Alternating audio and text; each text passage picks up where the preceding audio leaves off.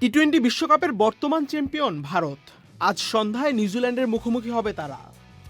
কার হাতে উঠতে যাচ্ছে ট্রফি তা নির্ধারণ হয়ে যাবে আজ দিবাগত রাতের আগেই। তবে ভারতীয় দর্শকদের চাওয়া একটাই, ভারতের বিজয় উল্লাস, যেমনটা 2024 সালের জুনে তারা দেখেছিল।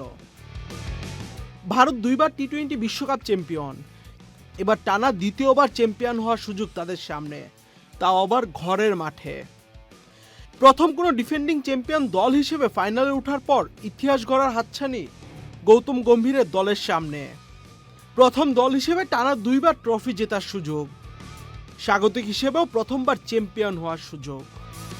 ভারত আগের দুই ম্যাচে ওয়েস্ট ইন্ডিজ ও ইংল্যান্ডকে দাপট দেখিয়ে হারানোর পর চতুর্থবার টি-20 বিশ্বকাপের ফাইনালে।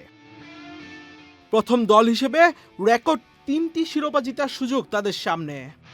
এমন ইতিহাস গড়ার দ্বারপ্রান্তে দাঁড়িয়ে থাকা ভারতকে কঠিন চ্যালেঞ্জ জানানোর অপেক্ষায় নিউজিল্যান্ড। নিউজিল্যান্ড সেমিফাইনালে দক্ষিণ আফ্রিকাকে একরকম উড়িয়ে দিয়েছে। ফিন অ্যালেনের রেকর্ড গড়া সেঞ্চুরিতে তারা সবার আগে ফাইনাল নিশ্চিত করে। অধিনায়ক মিশেল সেন্টনার বিশ্বাস করে তার দল শিরোপা জিতবে। তিনি বলেন, একইভাবে যদি আমরা আমাদের খেলা খেলি তাহলে আরেকটি বড় দলের বিপক্ষে আমরা অঘটন ঘটাতে পারবো।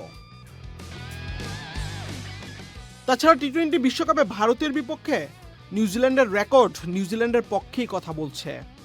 টি-20 বিশ্বকাপে মুখোমুখি তিনবারের দেখায় প্রত্যেকবারই শেষ হাসি এসেছে নিউজিল্যান্ড। পরিসংখ্যান তাই ব্ল্যাক ক্যাপসদের পক্ষে।